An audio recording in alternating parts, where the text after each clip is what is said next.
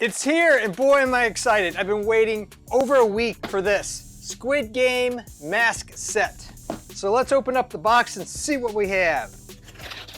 This is an honest review. I paid for this.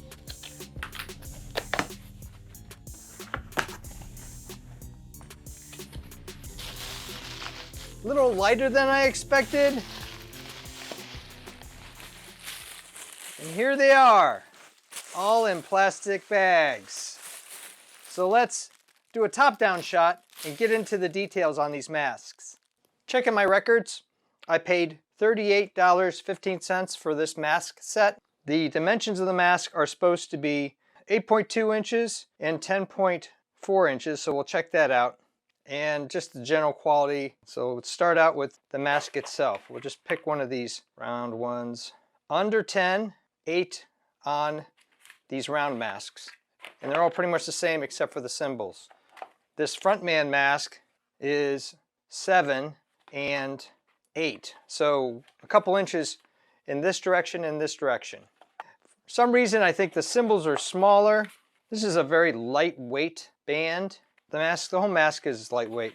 Okay, so let's start with the boss mask. Here's the picture of the boss mask. Here's the actual mask itself. Let's put these guys to the side here.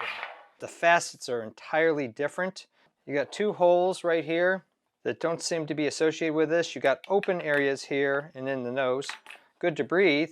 The eyes on the actual mask that's being advertised are inset. Here they're just kind of right there. You can see the facet on the cheek is nowhere near. The nose, not very much like it. And here, I don't know if you can notice or not. I'll try to bring it up so the camera and the light see it. There's a piece of plastic, so when I first put this on my face, right there, was digging into my forehead.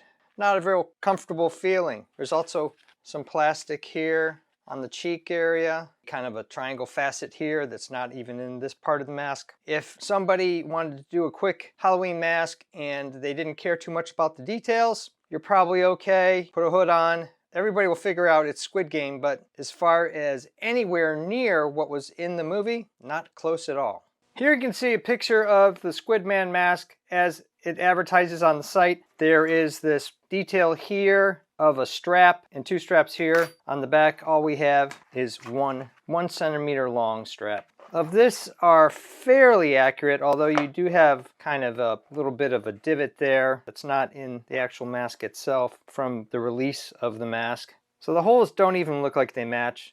The size of this square, it looks almost like it would fit on the inside of this square. In the actual mask itself, the white square comes out much further than this smaller square. Here you can see the details specifically of the hole size, where you can see on the zoom up here, you got like 4 rows of holes here, and maybe 1.5 if you're kind of being nice, 2. So definitely the shapes are nowhere near, and the holes are nowhere near the same size as what was used in the show. And it's pretty much the same deal with the circle and the triangle. They're all pretty much the same. Okay, so now we're going to put the mask on, and I'll show you what it looks like. As I mentioned before, it has 1 strap here. Doesn't have the strap running over the top like in the picture online. Visibility-wise, not bad. Sitting right on my nose. There's no kind of padding on the inside here. It's a lightweight mask, so that's not that big of a deal. So functionally, not bad. You can easily breathe through it. You can see through it, probably because of the big holes. I think if the holes were smaller, it might be an issue. All right, so we'll do the circle. Same thing. You know, when you're wearing the mask, you can't even tell what shape you have on. They all feel the same way. If I'm going to keep this, I would black out that circle and make a larger one so that it's more representative. Most people aren't going to understand the holes. So let's now do the front man mask. Okay, now because of the nose cutout, this is actually more comfortable, except for that plastic piece that's kind of digging into my forehead. Let's take it off for a second, make the adjustment, and then see if that makes it any better. You can see, actually, when I'm looking a little further, that all these little pieces sticking up, they tried to sand them out or something, and they weren't real successful. File them out. I can use my nail and kind of thin them out a little bit. I did take 3 layers of cloth tape and put it on top here where that big bump was because I couldn't get it down. And it's a lot more comfortable. Let's put it on and see. Not coverage here, but if you put a hood on, probably okay. So let me get a hood from my front man jacket that I just got that was going to be part of this costume, and see what you think of that.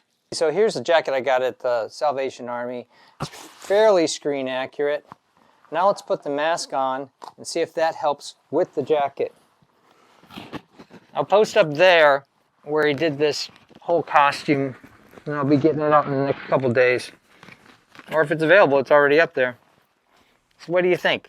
A little better? Looks more like front man. As I turn my head, you get the little faceted look. So maybe not so bad. The costume I have uses this jacket, the black gloves, black pants, the boots, the whole thing. What do you think? Should I keep these masks or send them back? Post your comments below.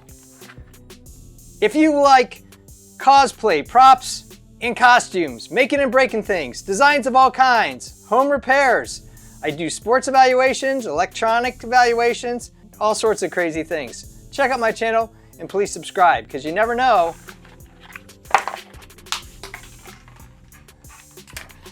what you're gonna see.